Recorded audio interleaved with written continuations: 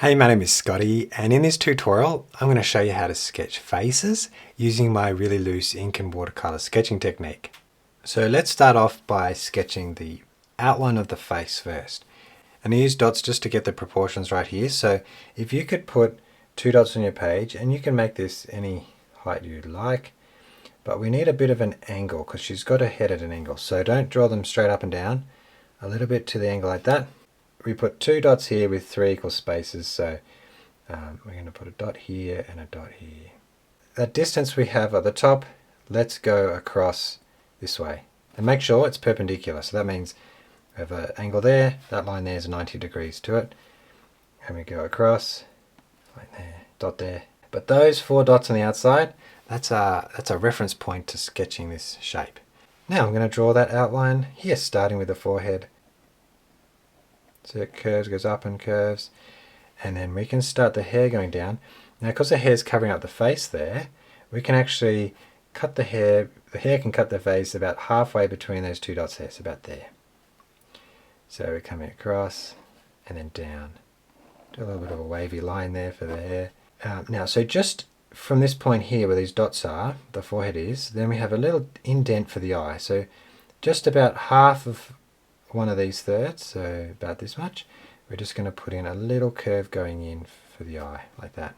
Let's continue this curve down to where the chin is. On the left of the dot there, you can see we don't have those dots right in the middle of the face.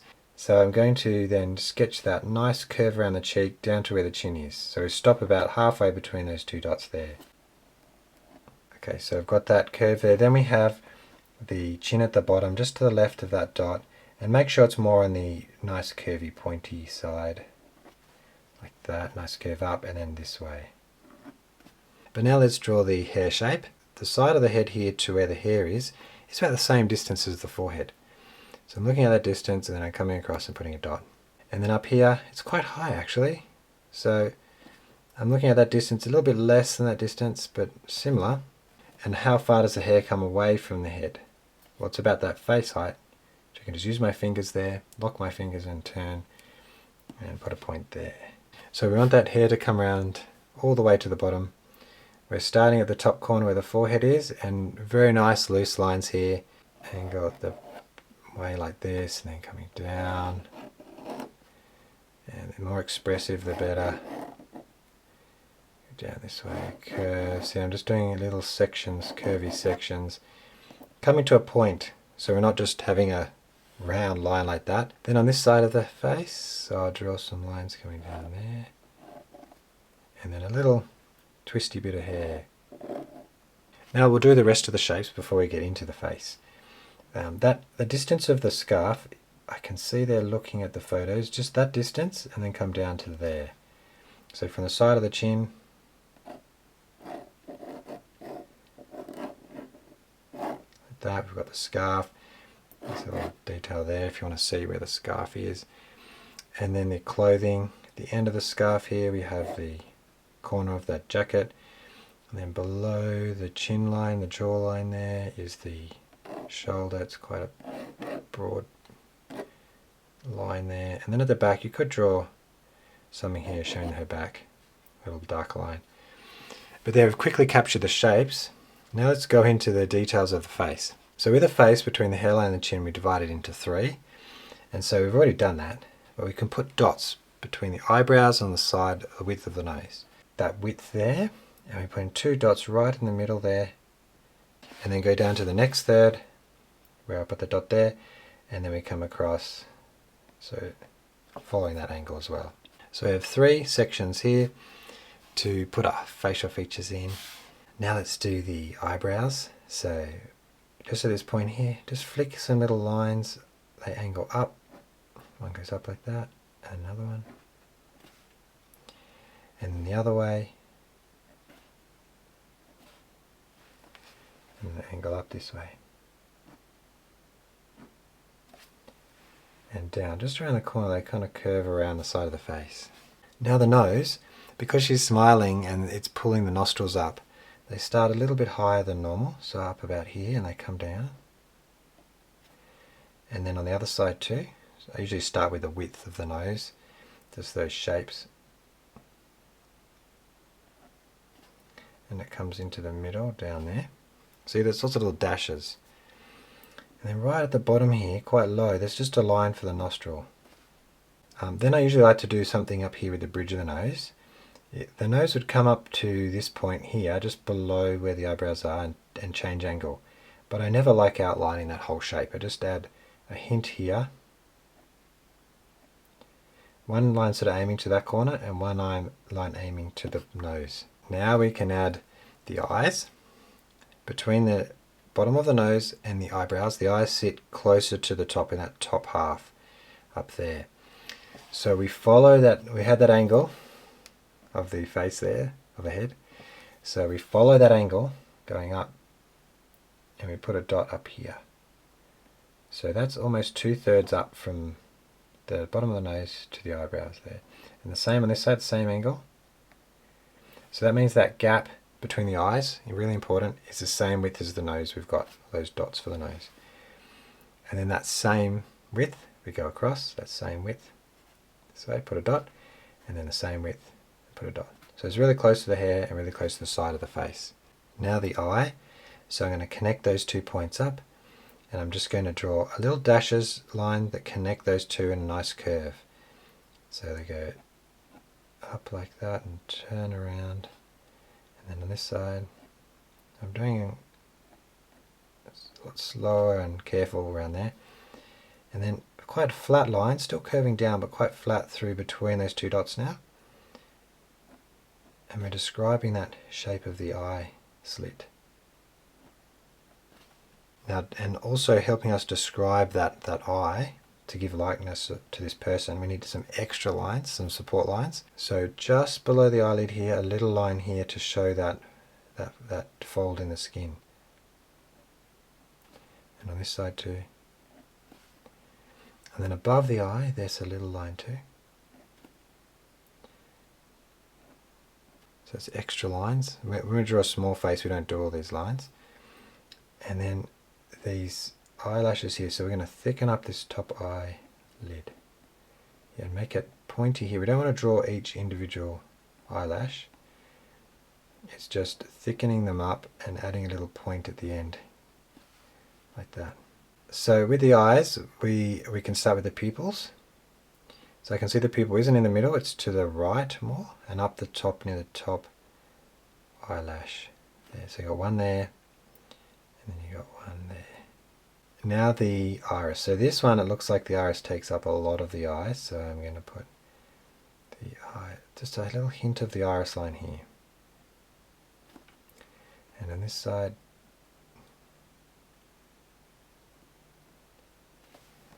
okay. With the mouth, she's got her mouth slightly open, so instead of 2/3 up, that's where the split of the lips usually is, she's got her mouth slightly open. So I'm going to do more closer to 3/4 of the way up. So if that's half, it probably goes up to about there, really close to the nose.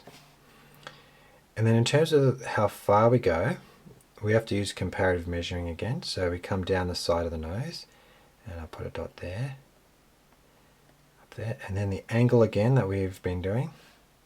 We need to come down this way, and now it comes to where the eye is there, really quite wide here. Go a little bit up in the corners and then curve around underneath the nose, or curving around, and then down again to the corner.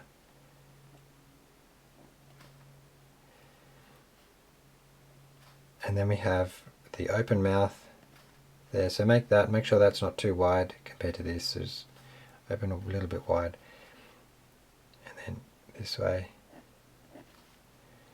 and then around back up to there. We've got an open mouth. Now we'll draw the support lines for the mouth. A lip here, a little bit more to the left underneath the nose, so just the bottom part of the lip. But don't join it up too much. We can join the inside up, but not that outside. And then a little dash here. I always think it looks better when you don't join them up. Then with the teeth, we're not drawing individual teeth. We're just going to leave the teeth as a bar of white. And I draw a line here for the split of the teeth where it's open. That we just hinted that. And the rest here will just be left white. You can shape that a little bit, add dark corners here. Now she's got a nice smile. Now the cheeks. So I focus on those dimples first. So just close here, we'll do a little line like this. And on this side, a bit further away on this side. Like that. And then now let's draw the cheeks. They're like circles here. So just drawing that curving that way from the side of the nose. Like that. And then from the side of the nose, you sort of bend down. Like that. And if your smile isn't quite looking like a smile that you want, you can always extend those corners out a little bit. Okay, so that is the main details and features. Now let's add the hair and other modifications. Around here, I like the hair how it curves back this way, so we suggest that it curves there. Then there's a few really nice curly bits that can be shown here.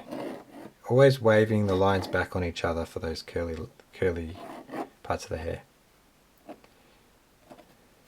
We might have some hair going through here as well, like that.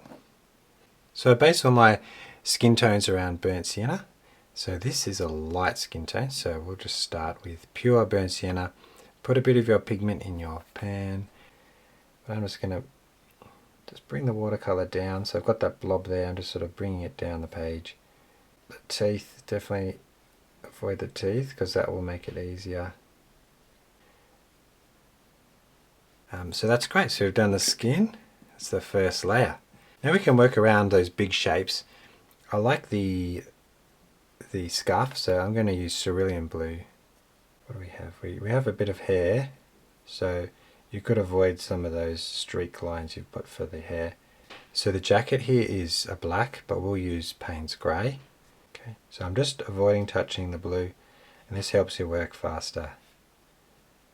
So very impressionistic, very loose strokes. Now, I am going to actually dry it with my hairdryer. Now let's do the hair. So I'll start with yellow ochre. A little bit of yellow here might help add that interest. And then now we can add burnt umber. Still coming down to the light. So now I'm connecting to that wet paint and I'm drawing it down. So we're coming down there, and then on the other side as well, just start that. It's quite dark on the other side, so I'm just going to start that there, that darkness. Now, wash your brush a bit and then put some Payne's grey into that brown we already have. Change it again.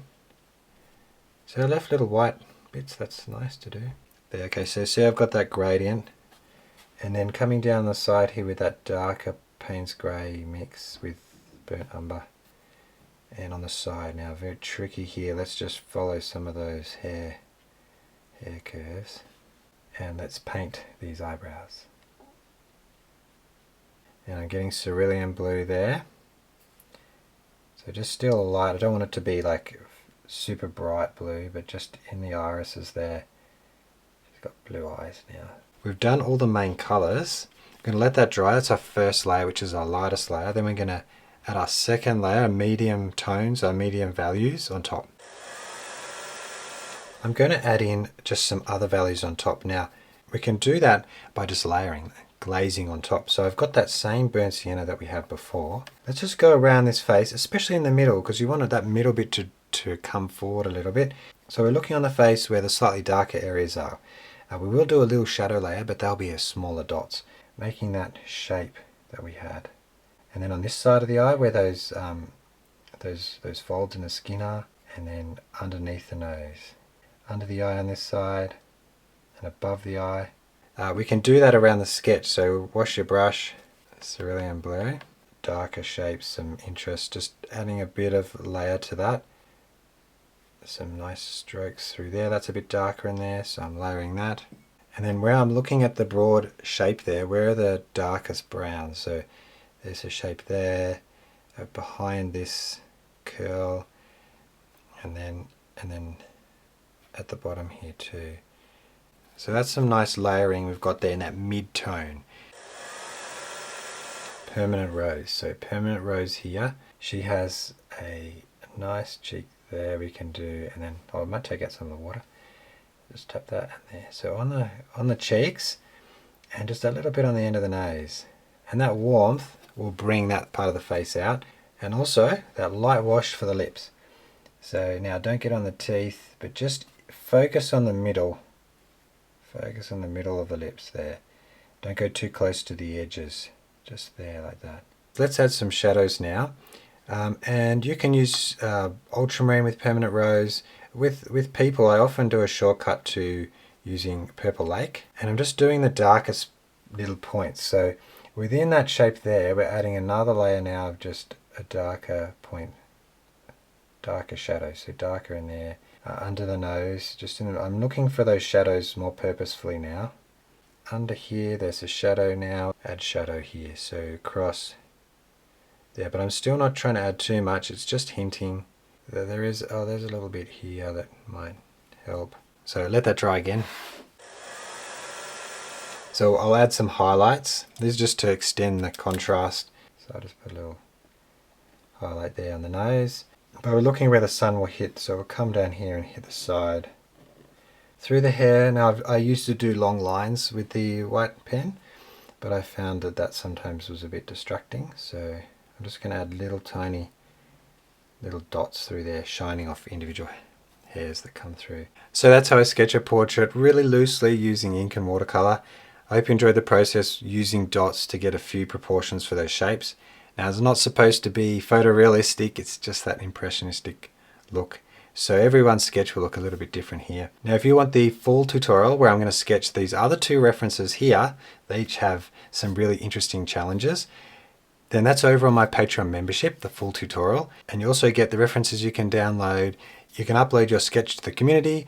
I can see it there and you can ask me any question. Plus you get access to my whole tutorial library and my fundamental course there as well. Otherwise, thank you so much for watching and I'll see you in the next one.